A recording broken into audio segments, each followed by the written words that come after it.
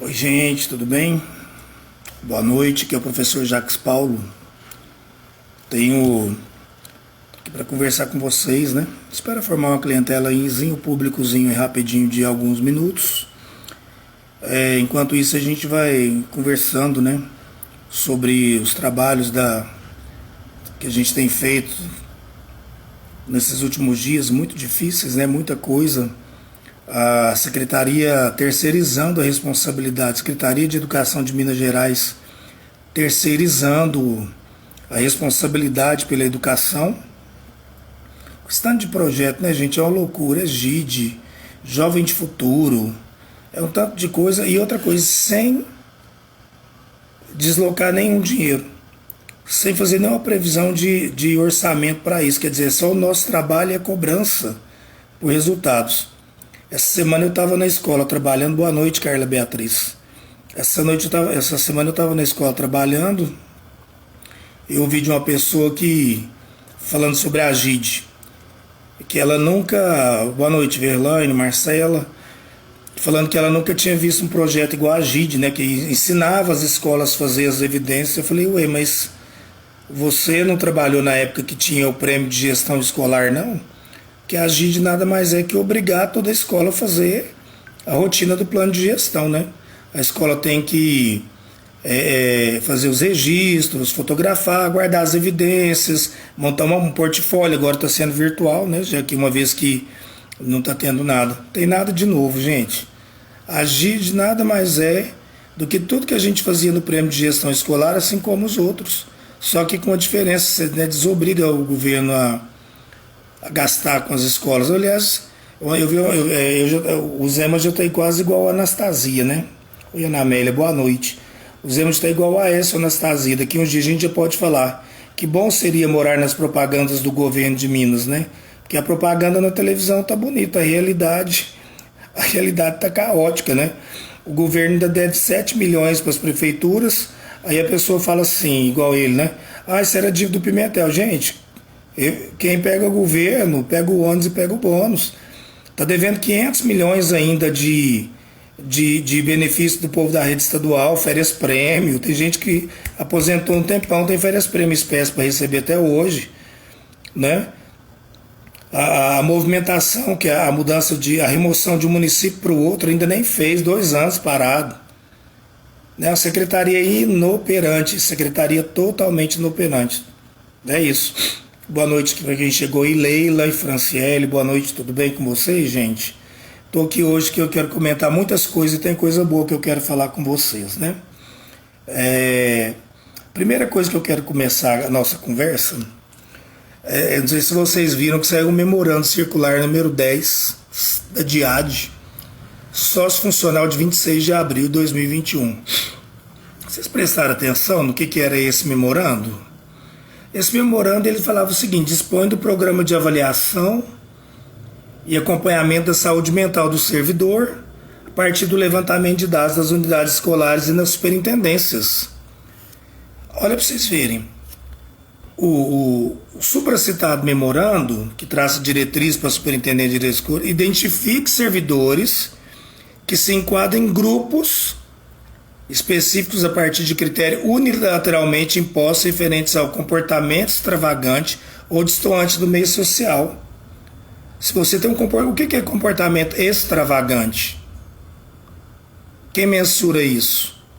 Vai que você trabalha numa escola que você tem um diretor fundamentalista, xenófobo, racista, homofóbico, machista, ou a diretora. Imagina isso. Comportamento extravagante ou destoante do meio social, surto psicótico ou ataque de pânico, suspeita de uso abusivo de álcool e drogas, difícil adaptação à rotina de trabalho, conflitos frequentes no trabalho e ocorrência frequente de faltas injustificadas. Já pensou sobre isso? O diretor da escola também tem que ser muito corajoso para fazer uma coisa dessa, assim como o diretor ou diretora da superintendência, né? Ele não é psicólogo, muito menos psiquiatra. Como que ele vai definir o meu comportamento extravagante ou destoante do meio social? Será uma professora que fala alto? Ou a professora que usa uma camiseta que tem uma alcinha? uma professora com a calça mais justa, um professor com a calça mais justa ou de bermuda. A gente não sabe o que é isso. Olha o nível que essa secretaria chegou. Mas a AMI, a Associação dos Inspetores, né, soltou uma nota que eu gostaria de compartilhar com vocês.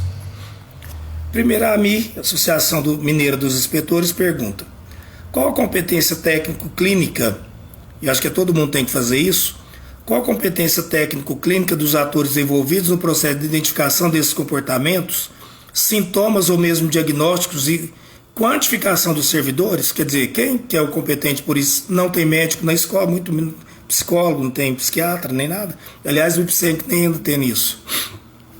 A ausência de especificidades tangentes a cada um dos critérios supramencionados, que por sua vez permite avaliações discricionárias permeadas por subjetividades, poderá configurar estratégias que possibilitem e impedem os servidores-alvo de apresentarem contraditórios e suas possíveis defesas em caso de discordância. No memorando não fala que o diretor falar assim que eu sou extravagante ou destoante. Vai que de repente acontece uma coisa na escola e eu discordo e a pessoa fala que eu tenho um surto psicótico.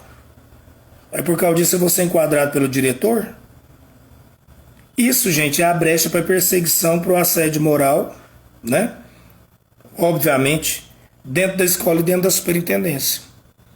E eu falo que o diretor tem que ter muita coragem para fazer uma coisa dessa, porque se acontecesse comigo, eu ia levar um processo pro diretor para quem fizesse. Onde você pensa uma coisa dessa, né? A Beth Caçaeira está falando aí, que é isso, né? Pensa bem sobre isso, né? Ao instituir um programa de avaliação e acompanhamento, Franciele, depois nós vamos falar sobre a questão da vacina. Agora eu estou falando sobre a questão do memorando, do assédio moral e que dá direito ao diretor fazer avaliação, ou diretora, né? Ou diretor da superintendência fazer avaliação psicológica, psicoclínica da gente, psiquiátrica até. Então, o que acontece, né? Considerando a política de saúde mental do Brasil, que conquistou grandes mudanças a partir da Lei 10.216 de 2001, que dispõe sobre o direito das portadoras das pessoas com transtornos mentais, redireciona o modelo assistencial de saúde impulsionado pela reforma psiquiátrica, é inadmissível a gente pensar que 20 anos depois, né, seja efetivada dentro da Secretaria de Estado de Educação uma autorização para que o diretor olhe para o professor ou servidor e fale: isso aí é pingoço, isso aí eu vou enquadrar ele, for designado, manda embora, é isso. É um trem tudo subliminar, né? Fica parecendo que os servidores públicos, num contexto, é engraçado que a secretaria soltou uma coisa dessa no meio da pandemia, onde está todo mundo em casa, surtado, porque a maioria de nós tem guardado, né, o distanciamento social, contribuído com o isolamento, né? E de repente a Secretaria de Educação cria esse tipo de protocolo mal feito, que não é na verdade um protocolo, e a AMI, né, como entidade que representa os inspetores, ela até saiu na frente dos outros sindicatos no sentido de repudiar isso que aconteceu, né? Porque as motivações que delinearam o programa de avaliação e acompanhamento da saúde mental dos servidores a partir do levantamento das unidades escolares através de discricionalidade, quer dizer, a chefia imediata que faz, ela não obriga nem o diretor da escola a te procurar para falar assim: fulano, você está bem?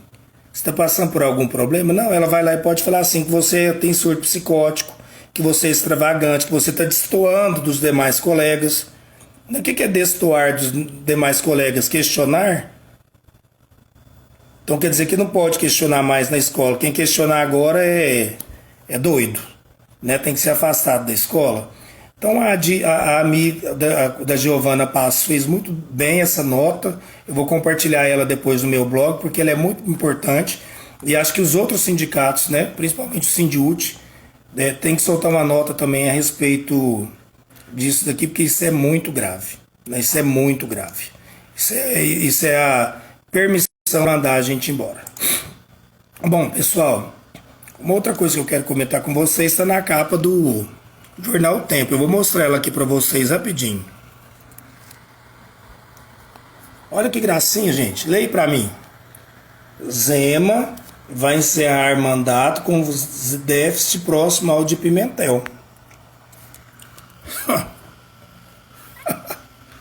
Essa aqui foi a melhor notícia que eu podia ter lido hoje, depois que eu já fechei todos os meus diários que já estão fechados, né? Porque as superintendências já estão mandando para a escola um relatório de quem fechou mais e quem fechou menos, né? Sendo que a data é até hoje. Faz parte do jogo da pressão, né? Mas a gente faz, e o diário até que, se ele funcionar direitinho, a gente faz. O Zema vai encerrar o mandato com déficit próximo ao do Pimentel. Quer dizer, o governador só pensa em vender as empresas de Minas, por isso que eu estou falando, né? Que bom seria morar nas propagandas de Minas. A administração, fala assim o texto, embora a administração do Novo tenha melhorado as condições de pagamento dos salários, lembrando que para chegar nisso nós já estamos 5 anos sem reajuste salarial, certo? Então, 5 anos sem reajuste. Em 2018, Pimentel deixou o Estado com déficit de 11 bilhões. Agora, de acordo com o próprio governo estadual, a projeção do Zema é de 12,4 bilhões em 2022, no último ano do Zema. O Zema aumentou a dívida de Minas Gerais, quer dizer, reajuste de salário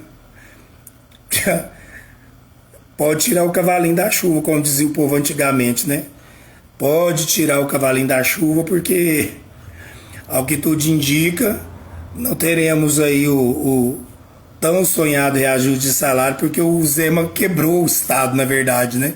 E está prometendo obra. E aí, eu estou falando isso aqui com vocês, para vocês entenderem por que o Zema quer municipalizar as escolas do Estado. E tem mais, antes de falar sobre a municipalização, sabe por que o Zema está feliz? Né? Porque as escolas estão fechadas. Quando a escola está fechada, ele diminui o custo de energia, de água, um tanto de custo de material permanente.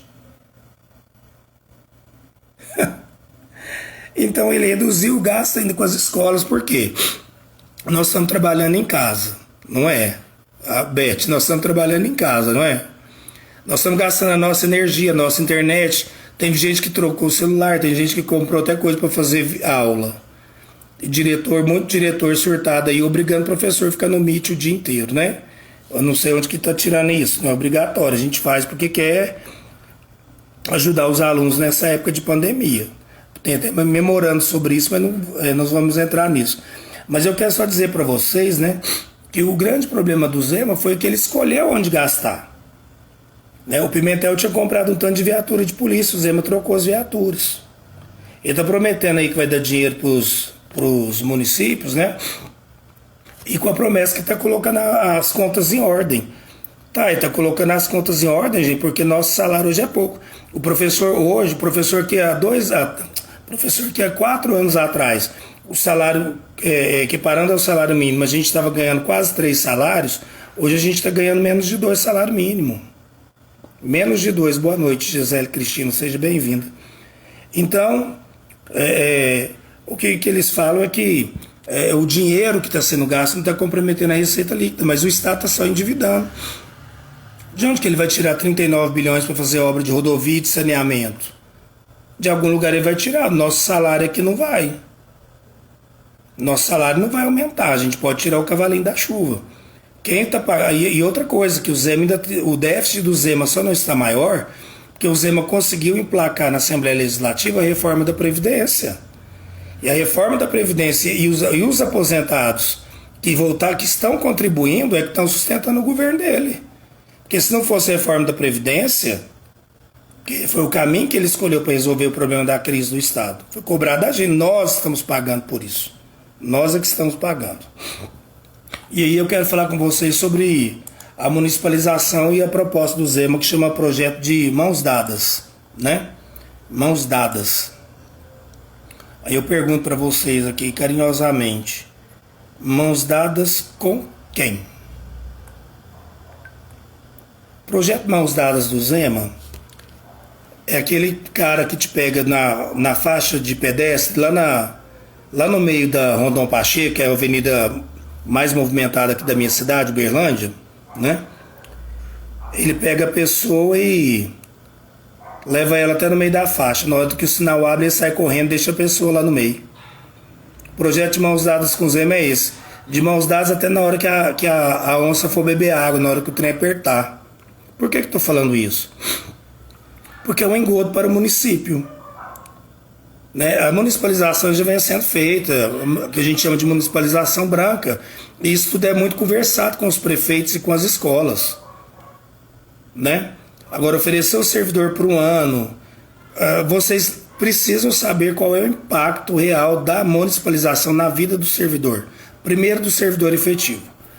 Quando o servidor efetivo ele sai de uma escola, ele vai para outra escola, ele vai para o final da fila para tudo que é benefício, certo?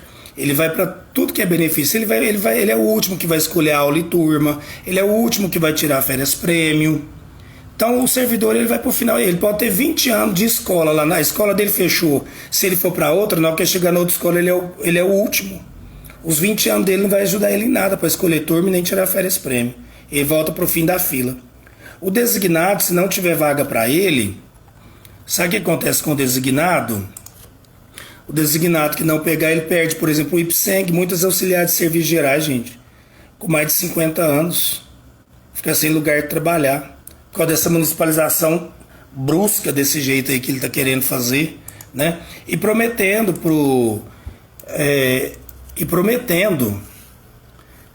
que vai dar dinheiro. Teve uma cidade aqui do Triângulo Mineiro, pertinho, 70 quilômetros de Uberlândia, sentido sudoeste. É uma cidade que, né, vocês sabem qual que é. É um nome de medalha olímpica, tá? Não é a de ouro, mas é a de essa mesma. Então, prometeu 1 milhão para construir escola. Gente, 1 milhão para construir escola. 1 milhão não constrói escola, quiçá reforma, talvez. O Zema quer ficar livre do aparelho, quer ficar livre dos designados, quer que a prefeitura assuma essa folha de pagamento,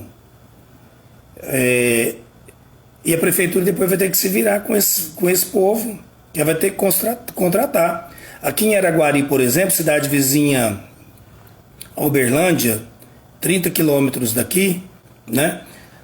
O Zema teve aqui essa semana. Foi lá de certo sustigar o prefeito e o secretário de Educação. E lá eles estão querendo as escolas Padre Eloy, que é uma escola referência do ensino primeiro ao quinto ano, Padre Damião, Costa Sena, Cate Belém, Antônio Nunes, São Judas e Dona Eleonora. É uma coisa que é mais engraçada que eu fico pensando. Eu rodei esses 9 municípios aqui da regional Uberlândia, conheço esses municípios igual a palma da minha mão e as necessidades deles. A prefeitura nem... tem o Paz de Almeida também, no caso de Araguari. A prefeitura não precisa pegar nenhuma escola dessa, ela tem que construir escola lá onde que não tem. Tem bairro lá em Araguari que não tem escola. Não adianta pegar essas escolas aqui, não vai resolver o problema. Essas escolas aí não pegam nada de ninguém. É interessante, né, como é que essas coisas elas vão se resolvendo, porque no meio desse processo todinho, né, a gente vai vendo o sofrimento das pessoas por causa da forma que é feita. Por exemplo, a secretária de Educação, ela falou assim que existe um erro de comunicação, porque os diretores de escola tinham sido instruídos a conversar com a comunidade. Isso não aconteceu. Essas tratativas estavam sendo feitas dentro de gabinetes. E eu conversei com muita gente, conversei até com o diretor de escola, que foi pego de surpresa. E quando você vê, veja bem, Padre Eloy, Araguari, Padre Damião, Costa Sena, Cate Belém, Antônio Nunes, São Judas, Eleonora e Paz de Almeida. Monte Alegre o prefeito não quis. Por quê? Porque lá onde que tem a escola que tem lá em Araguari, em Monte Alegre, Eufrausina, a prefeitura não tem escola lá. O prefeito não quis. Porque quando fez o estudo de impacto, assim como centenas de... A Centralina aqui também não, que outras cidades aqui também não quiseram, né? Aqui do Triângulo, muita cidade não quis.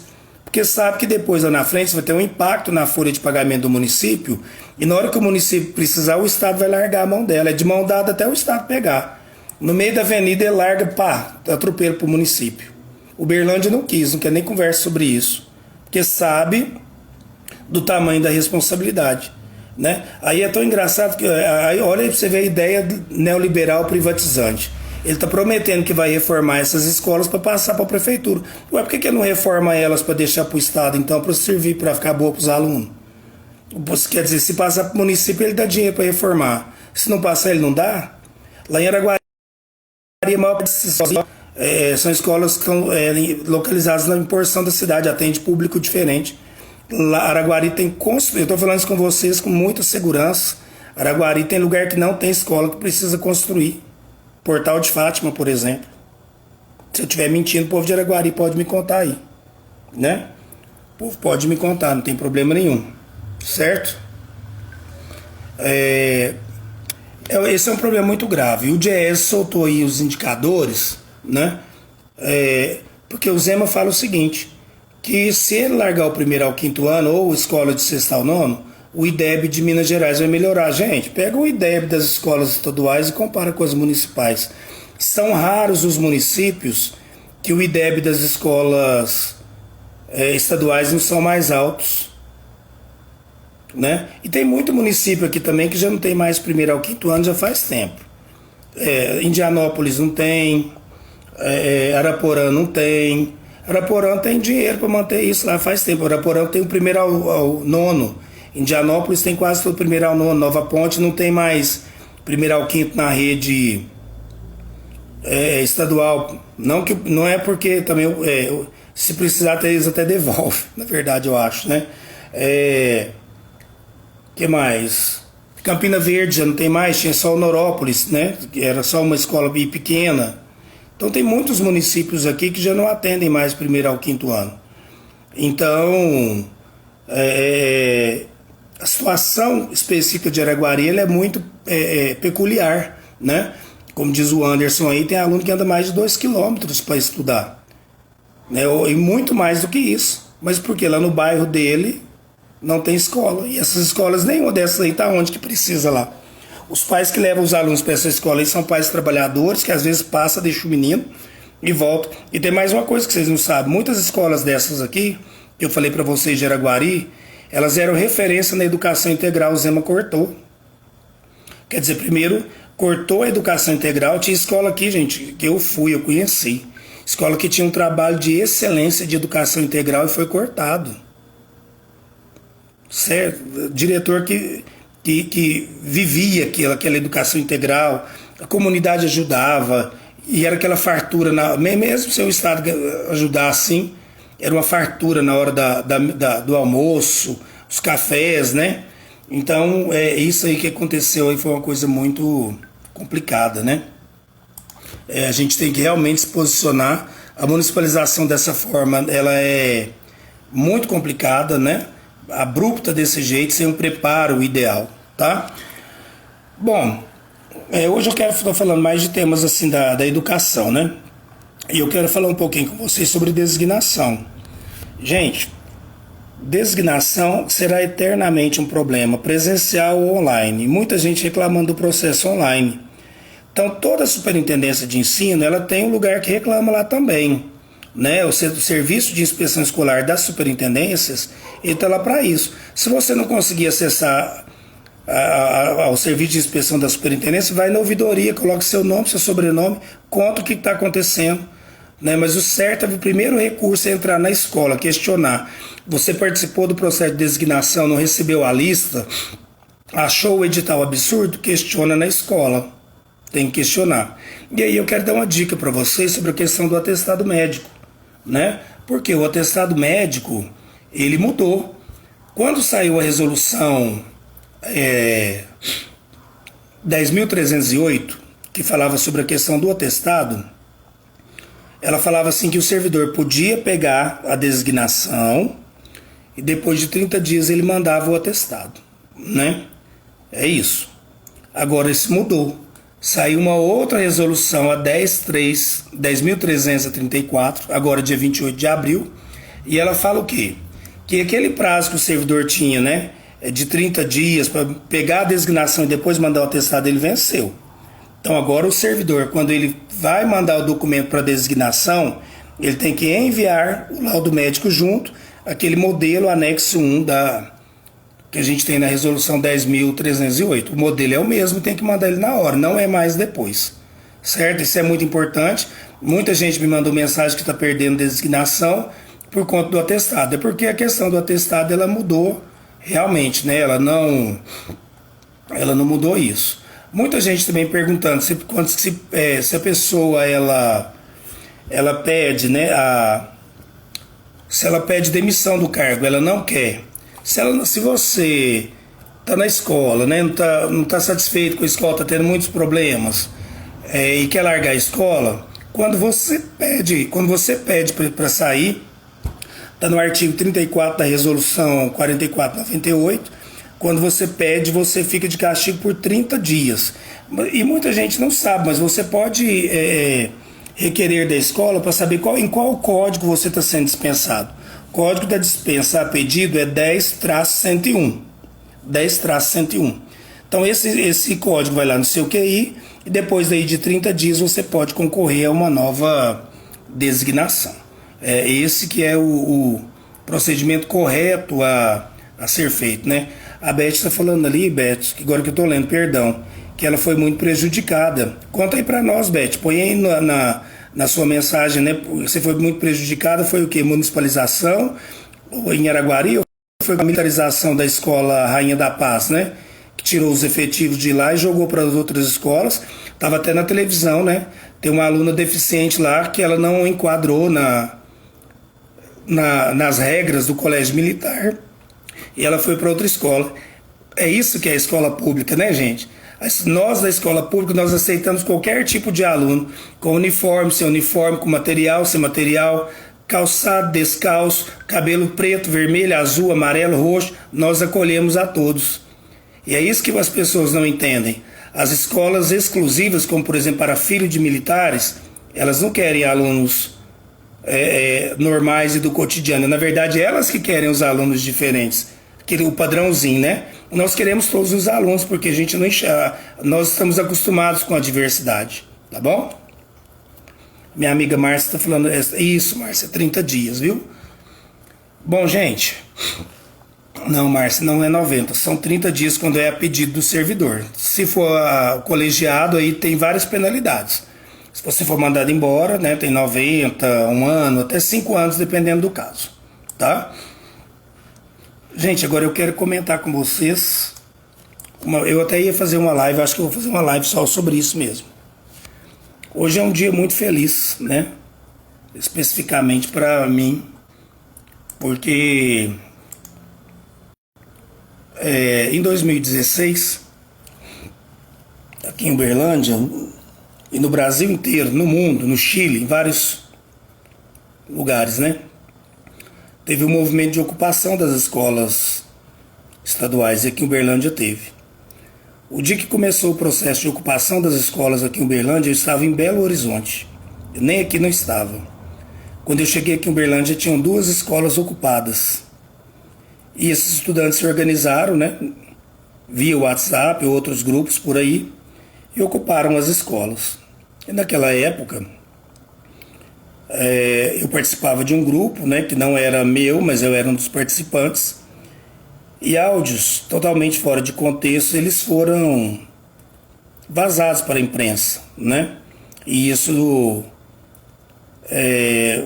chegou ao conhecimento da imprensa até por meio de um promotor público. Eu não vou falar nomes aqui porque o perfil é meu, a página é minha, e eu não quero falar o nome de outras pessoas, até para que a gente não tenha mais problemas. Mas o que acontece? Naquela época, o promotor de justiça entrou contra mim como uma ação de improbidade administrativa, né? E isso correu, né? E foi muito desgastante. O processo foi parar lá em Belo Horizonte, no Tribunal de Justiça, né? E eu quero contar para vocês o que aconteceu.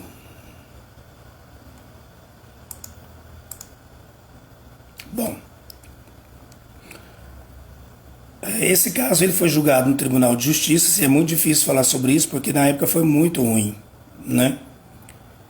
Porque é muito duro, né? Se a gente ter o rosto da gente exposto na TV, no rádio, no jornal, né? E foi criada toda uma narrativa em que eu fui acusado de ser o responsável pelas ocupações das escolas de Minas Gerais, de Uberlândia, né? Sendo que no dia que começou nem aqui eu não estava. Tudo bem. Então, o processo foi julgado no Tribunal de Justiça de Minas Gerais. O Ministério Público recorreu no Superior Tribunal de Justiça e perdeu lá de novo. Perdeu no Tribunal de Justiça e perdeu aqui lá no Superior Tribunal de Justiça em Brasília. Veja bem, vou ler para vocês. Como se sabe, o procedimento judicial da ação de improbidade administrativa inicia-se por provocação do Ministério Público ou da pessoa interessada por meio da petição inicial. Nesta fase preliminar, o juiz ordenará a notificação do réu para, no prazo de 15 dias, oferecer manifestação escrita e apresentar documentos se desejar. A gente comentou com o juiz aqui que isso não era cabível, né? Improbidade administrativa, porque isso nunca aconteceu. Eu nunca fui o coordenador nem o líder das ocupações das escolas, pelo contrário. Eu e alguns diretores de escola, nós chegamos à escola e alunos nem deixaram a gente entrar. Foi muito difícil, foi muito difícil. Eu, algumas pessoas da superintendência, eu não vou falar o nome aqui, alguns inspetores, alguns analistas da superintendência, e alguns diretores de escola, nós ouvimos coisas absurdas. De gente que nem era aluno da rede estadual, mas que estava dentro da escola. E isso foi tudo conversado, foi avisado ao Ministério Público, né? Beleza. Recebida a manifestação, incumbe o magistrado em cognição provisória e não exauriente examiná-la em conjunto com a petição inicial. Beleza. Voltando ao caso concreto, o Ministério Público de Minas Gerais, ora gravado, sustenta que eu, Jacques Paulo Félix dos Santos, ora gravante, na qualidade de superintendente regional de ensino, do exercício de função pública de forma dissimulada e traiçoeira. Olha o que o Ministério Público falou de mim. Assumir perante o parque o compromisso de colaborar com a desarticulação pacífica do movimento de ocupação das escolas de Minas Gerais, do município de Uberlândia, deflagrado no segundo semestre de 2016 em protesto especialmente contra a PEC 241 e ao mesmo tempo em que nas redes sociais apoiava a manutenção das manifestações. Segundo o Ministério Público, o recorrido sou eu, além de orientar os alunos sobre possíveis abordagens da imprensa, concorria para fraudar documentos encaminhados por diretores de escolas ocupadas. Bom, uma emissora de TV aqui de Uberlândia pegou 2 alunos, um de 14 e de 15 anos, sem autorização dos pais. Eu tenho os links e eu guardei os vídeos, e gravou entrevistas com esses meninos e expôs o rosto deles na televisão. Eu conheço. Isso sim é afronta à infância e à adolescência, né? E outra coisa, fraudar documentos. Como que frauda documento que é enviado ao Ministério Público? Não tem como. Ele vai pegar, não existe documento com rasura entregue lá, né? Então isso não existe. Beleza. Bom, então o que o juiz da segunda instância, né, o que o tribunal diz? Em que pese o entendimento do juiz de primeiro grau, a hipótese, a meu aviso, é de rejeição sumária da demanda. Quer dizer, o tribunal mandou rejeitar sumariamente, porque era incabível uma coisa dessa. Em primeiro lugar, cumpre consignar que a petição inicial não conta com a indicação clara e individualizada de quais teriam sido as condutas improbas concretamente praticadas pelo agravante, mas sim veiculada. Olha o que o desembargador de Belo Horizonte escreve sobre a peça do Ministério Público. Mas sim veicula um esforço histórico, difuso, a respeito do movimento de ocupação de escolas públicas estaduais no âmbito do município de Uberlândia no segundo semestre de 2016. Por outro lado, as imputações ao requerido são todas baseadas em sentimento de deslealdade experimentado pelo membro do Ministério Público, que tentava desarticular pacificamente o movimento de ocupação das escolas, porém sentiu-se traído ao saber que nas redes sociais o servidor acabava por incitar a manutenção dos protestos posicionando a seu favor. Sucede que, Além de não existir norma que obrigasse o superintendente a ser leal às convicções do Ministério Público no que diz respeito à conveniência ou não das manifestações, é fato notório que a mobilização estudantil no Brasil no segundo semestre abrangeu escolas secundárias e universidades sediadas em diversos estados, possuindo certa articulação entre si. Quer dizer, uma coisa que aconteceu no Brasil inteiro. Aliás, ligações não só brasileiras. Hoje, 2021, lendo aí vários artigos que foram produzidos para a própria universidade, a gente sabe que tinha alunos aqui de Uberlândia que tinham contatos com universidades do Chile e da Argentina na época do movimento de ocupação das escolas. Só para vocês terem ideia. Nesse cenário, diz o desembargador, não é crível que o posicionamento ideológico do superintendente realmente tivesse o condão de sustentar o movimento ou mesmo ser decisivo para o seu desmantelamento. Aliás, na dimensão nacional em que se apresentou, englobando inclusive estudantes das universidades federais, beira o absurdo acreditar que no ano do município de Uberlândia, o movimento de ocupação tem efetivamente sido resultado da cooptação de alunos da rede pública estadual pelo superintendente, como parece sugerir a inicial. Especificamente no que tange ao indício de materialidade apontado pela decisão agravada, como suficiente para o recebimento da inicial, qual seja a representação formulada por uma advogada, que eu também não vou falar o nome, né, mas que tinha um cargo comissionado de um vereador que foi até cassado aqui no Uberlândia, na época, né, perante a Promotoria de Justiça, o seu teor não convence da existência de qualquer justa causa que justifique o prosseguimento da ação. Gente, aí cita lá algumas falas, está disponível tudo no site do tribunal, tá público. Ora, o fato de o agravante, que sou eu, posicionar-se favoravelmente ao movimento estudantil e interagir nas redes sociais com os servidores partidários da mesma opinião, longe de ensejar qualquer violação dos deveres funcionais, configura manifestação do direito fundamental da liberdade de expressão, ou seja, não, eu tinha o direito de falar, né? E outra coisa, eu nunca incentivei um aluno a ocupar uma escola. Sempre apontei para eles o risco e sempre defendi que os professores estivessem lá dentro da escola. E outra coisa, por mais que se tentasse falar que houve depredação, nas escolas não teve. Isso não aconteceu, né? As escolas foram bem organizadas, elas foram entregues aos diretores que tiveram que conferir, né, tudo que estava lá. E isso foi bastante claro, né, nos relatórios que foram feitos pós-ocupação. E aí, isso tudo que eu estou contando para vocês aqui foi levado ao Superior Tribunal de Justiça e o desembargador, né, o ministro Mauro Campbell Marques, né, do Superior, olha onde que foi, bem, gente, foi para Brasília, meu caso. Mas graças a Deus, né, Deus é mais, as coisas funcionam sempre quando a gente é do bem, né, graças a Deus. Só vou ler para vocês o finalzinho porque é muito grande. Tribunal, o STJ, negou o provimento do recurso do Ministério Público mais uma vez.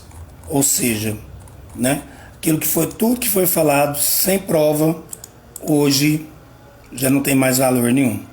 Então eu estou compartilhando isso aqui para vocês porque é uma vitória muito grande quando a gente fala sobre tudo isso, né, que está acontecendo, né, dias tão difíceis. Nós estamos aí na educação, né, um país que poderia estar vacinando toda a população, gastando energia com outras coisas. Tem gente que prefere gastar energia com perseguições pessoais, né, com coisas que não levam a nada, porque essa ação de improbidade administrativa não levou a nada. Isso mesmo, Isabela, foi um momento muito delicado. Felizmente lá na escola que ela trabalha, né, correu tudo pacificamente sem agravantes, e não teve mesmo, né? Agora falar que eu fui lá liderar os alunos, que eu pus os alunos para dentro da escola para ocupar e não deixar a diretora entrar, gente do céu, né, realmente eu não fiz isso, né? Quem me conhece sabe que eu tenho muita cara de olhar na cara da pessoa e assumir muito bem as coisas que eu falo e que eu faço, né? Isso aí é uma coisa da minha família e ensinado pela minha mãe. Você fez, é melhor assumir que fez, né? Dá mais certo, eu acho. Bom, Eu tô comentando isso com vocês, né? Porque assim, é uma coisa muito, muito bacana, porque se envolveu muita gente envolveu nisso, teve manifestação, quando eu vi o povo tava fazendo manifestação na rua, né? E também aqui eu não poderia deixar de agradecer ao Dr. Spencer, né? Leonardo Spencer, Spencer é Advocacia em Belo Horizonte, né? Foi o advogado que me assistiu durante todo esse período aí, de tudo isso que aconteceu, que cuidou de me acalmar, porque foi muito difícil. Quando muita gente, quando via minha cara na televisão, meu áudio, pensava assim, robô, né? Porque estava no auge daquele negócio de Operação Lava Jato, e o povo achou que aquilo também era Lava Jato, que eu estava roubando Uberlândia, gente. Superintendência de escola não tem pública, assim, não tem nada para roubar, não. Dinheiro, desvio de verba. O cara tem que ser muito ninja para conseguir roubar um dinheiro desse, né? Pra você ter ideia, muitas vezes eu já viajei para fazer algum serviço da superintendência, nem gasolina, no diesel, não tinha para colocar na caminhonete. Para fazer o serviço eu já fui até com o meu carro. Fui várias vezes para a escola. E hoje eu fico pensando uma coisa aqui, né? As pessoas falam tanto assim que a gente tem que vestir a camisa da empresa, da escola. Na verdade eu estava pensando, e uma amiga minha me mostrou esse vídeo esses dias. A gente não veste a camisa da escola ou da empresa, a gente veste a camisa do Estado. A gente veste a camisa do patrão. Porque tá vendo aí, é o dia que a gente não serve mais ou acontece alguma coisa, o povo te dá a sua camisa para outra pessoa, você fica pelado. Você fica sem cobertura. Se não é sua família e seus amigos, né, que graças a Deus a gente tem, se não é a família e os amigos, você fica aí. Então a gente tem que refletir muito sobre esse negócio de vestir a camisa da empresa, vestir a camisa da escola. Somos todos substituíveis. Temos um papel importante, uma tarefa muito importante. Mas a camisa, gente, troca. Camisa troca a gente. Tem diretor de escola que tá aí morrendo, não quer aposentar. O dia que precisar, o governo vai lá e troca ele por outro. Tá aí, ó, negócio das escolas lá de Araguari. Pergunta se conversou com as diretoras da escola, com a comunidade. Se alguém de Belo Horizonte teve coragem de ir lá e conversar. Quando eu falo negócio de vestir a camisa, gente, eu tô falando, eu sou extremamente profissional. Né? A gente tem que fazer muito bem o trabalho que a gente faz. Eu sou daqueles que, assim, eu sou professor, então eu tenho que fazer o meu trabalho muito bem feito, eu tenho que dar aula. Eu sou especialista, então eu tenho que ser um bom especialista, né? Isso é uma coisa que é, assim, muito importante. Eu sou um auxiliar de serviço, então eu tenho que ser um bom auxiliar de serviço, independente da escola que eu tiver. Porque o dia que, se eu morrer hoje, amanhã, já tem um edital de designação para substituir minha vaga lá no meu cargo efetivo ou no meu cargo designado. Então, por isso que a gente tem que viver, né? Aproveitar a vida. Nesse tempo de pandemia, a gente tem que refletir demais sobre a vida e sobre o outro. Pensar muito sobre isso, né? Viver, ficar pronto para a gente receber as coisas boas que estão por vir, né? Alguém me perguntou aí agora mesmo sobre a questão da vacina. Vai ter vacina para todo mundo da escola, né? Agora quando não sabe, porque infelizmente o presidente do Brasil é doido, né? A China que está lá cheia de insumo de vacina para mandar para cá, o homem vai lá e briga mais com a China e com o presidente da China, né? Então a situação aqui tá meio caótica nesse país. É isso mesmo, Marcinha. A gente tem que trabalhar, independente de onde a gente estiver, a gente é profissional. Faço o meu melhor, dedico, né? Mas perder a saúde, perder a vida, deixar de viver as coisas por causa de escola, isso a gente não deve fazer. Devemos ser profissionais, isso sim. Mas aquela conversa que tem que vestir a camisa. Vestir a camisa não vestir a camisa não é você morrer por conta da escola. Né? Você tem um cargo, você fica lá 2 dias, um dia inteiro, aquele furdunço, pra quê? Tem uma amiga minha que tá me assistindo aí, ela aposentou esses dias. Gente, aposentar é bom. Tem que aposentar em vida. Tem um colega que trabalhava na superintendência lá, não curtiu nada da aposentadoria, morreu de Covid. Morreu de Covid. Muita gente que estava aí perto de aposentar, que podia ter aposentado, morreu de Covid.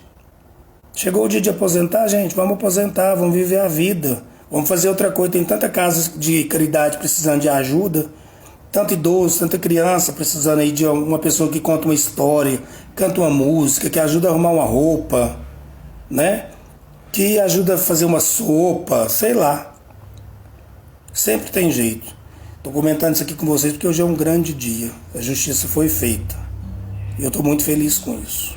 Tá bom? Gente, eu vou pedir para vocês mais uma vez. A semana que vem eu vou fazer sexta-feira. Então estamos marcados. Aqui na página, depois vou colocar no YouTube também. Vou falar sobre a reforma administrativa e por que ela é ruim para a gente. A gente tem que saber muito sobre isso, porque ela atinge todo mundo que trabalha no Estado, né? Há uma outra coisa também que eu quero falar. Esquecendo. Sobre a questão da terceirização das escolas. Semana que vem eu vou falar da terceirização das escolas e da reforma administrativa.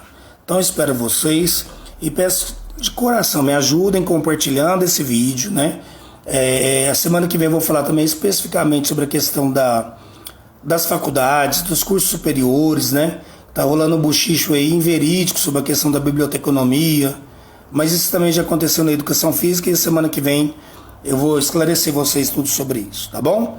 Então vou ficando por aqui, porque já tem 45 minutos, né, que a gente está na live, e agradecer demais a vocês. Hoje é dia 21 de maio de 2021 e eu, professor Jacques Paulo, quero agradecer a cada um de vocês que todos os dias estão aqui conversando comigo, né?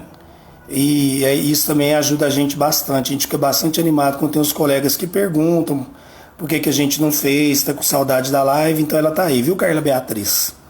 Tá feita a live. Um beijo. Gente, tchau pra vocês, uma boa noite. Um bom final de semana. Aproveitem bastante, né? Quem já tá com o diário fechado, né, Fado? Eu já fechei os meus, você já até viu, né? Quem já tá com o diário fechado, descanso merecido. Tá tudo em dia. Um beijo. Tchau, tchau. Tchau, Maria Moura. Até mais. Tchau, Diane. Tchau, tchau. Obrigado você. Tchau, Marcinho. Um beijo, meu amor. Saudade de você. Tchau, gente. Fiquem com todos com Deus. Até mais.